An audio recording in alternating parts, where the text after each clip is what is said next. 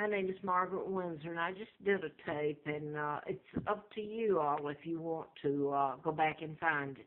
I just did it, and today is the 7th of May of 14.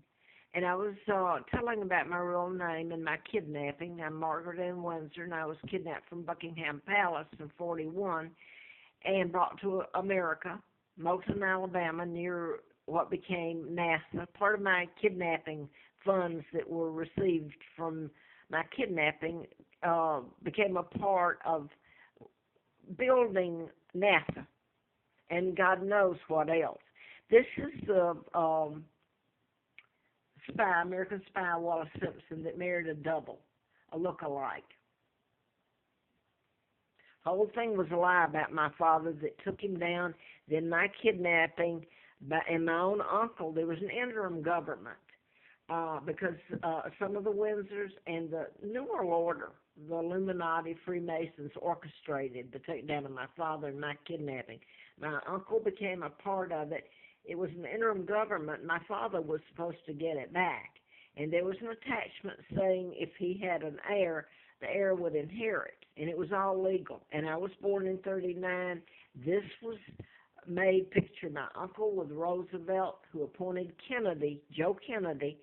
And Kennedy was part of my kidnapping. That's JFK, who flew in himself to the embassy there while his father was, they were all planning my kidnapping.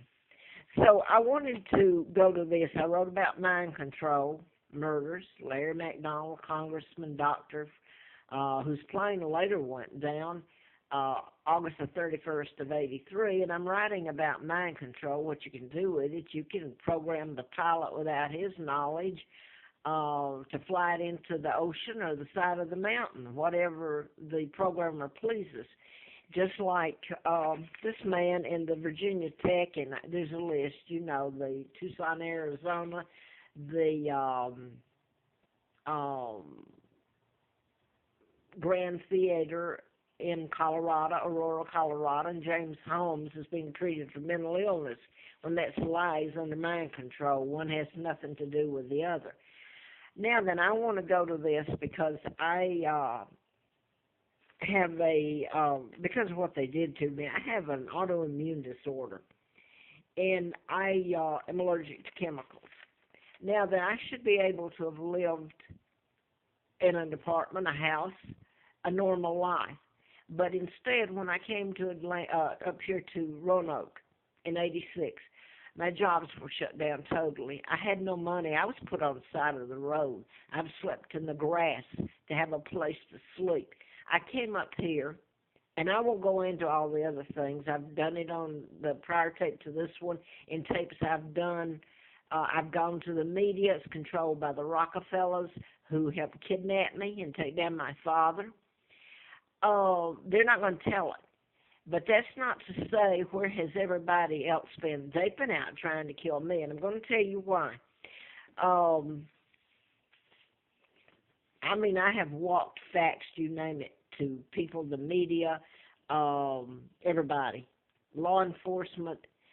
A gag order may have been placed by the FBI, which it shouldn't have been. Because I got the letter in June the 23rd of 79 of national security involved ongoing investigation. That was from the FBI, but it was through the U.S. Attorney William Harper out of Atlanta. Now, I got the antifreeze put in me April the 1st of 80, and this has been an ongoing joke. My life, every minute, has been a living hell, and I'm the legal monarch. Not this woman who's lived a happy life off of my hell and using my money in my country, sold out my country. They're terrorists. They're traitors.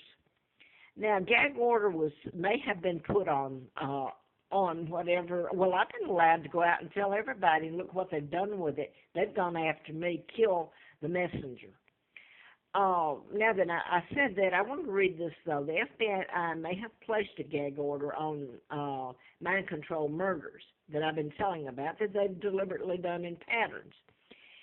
It's the Americans themselves who have placed a gag order on me under threat of having me locked up and calling me crazy, or because they feared and didn't care to hear what I spoke, and they feared they might have to suffer repercussions. So the citizens, U.S. citizens themselves, have successfully shut me down and killed me. Because everywhere I've gone, I'm not allowed to just get up and go. Where I go is controlled, and where I sleep and where I don't sleep. When I was on the Appalachian Trail, freezing and starving. By the way, that's where I was living when Elizabeth was paid to come here by the state of Virginia. I'm living on the Appalachian Trail, freezing up here at Troutville, Roanoke, and that's when the murders, mass murders, mind control murders were done at Virginia Tech, April the 16th of '07. Now then, I'm the one trying to tell you all this while all this is being done to me and my sons. I don't know where they are, and I'm being thwarted by the very people that I want to say this. I've said this over and over. One FBI out of Atlanta. It was the last of '82, after the antifreeze had been put in me and all of that. I'm still back on the street after I'd worked for Fred Simpson, the DA, all that. My job is forgotten, so I'm back on the street. I don't know where my kids are. I'm in Atlanta, where I'd had jobs and a home and everything at least. And this is when I went to Mrs. Martin Luther King. And stop and ask yourself about the King murder. If mind control, they even put in there that and if you Google it, that the FBI and the CIA had a part in that. And then you got the JFK. JFK and his father helped kidnap me. He was ambassador. Why on earth? They don't want me to tell it. The very people that tout how great JFK was, knowing that he and his father and that whole mess helped kidnap me and what was being done to me, it's a joke. They want me dead. Oh, there is no doubt what they helped do to me. But I wanted to go. I put all this on there, and today my illness. I have immune disorder, and I'm around chemicals, and it really kills me. It makes my immune system attack itself, especially when you're force-fed it. And they used to come up on the mountain when I'd managed to get a little money to get a tent or sleeping bags. To heck with food. All these people around here knew it. They would come up there and soak me in the middle of the night. I got to where I didn't dare go away from the tent because they'd soak it. And I was left trying to get it washed, getting out and sleeping on the grass in the national forest where the snakes and bears can get to you. And by the way, rabid raccoons, because one of them came up and, all that's out there where I was. Now, when I managed to get a little money and did get places to stay, I tried to leave. I went back to Huntsville. The same thing happens.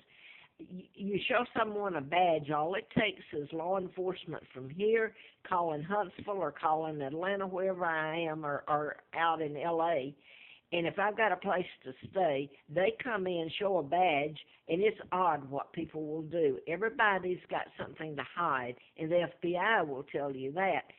So it's the people I'm blaming for it. So everybody's got something to hide. So they get something on someone. Now, I'll go back and quote you now, Edward Snowden.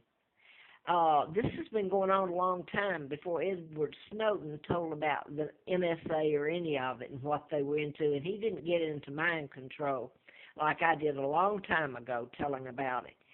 Now this is going to go out, and I'm going to do the third tape, and whether you go back and pick it up, I don't know. I've certainly got way over 400 on there.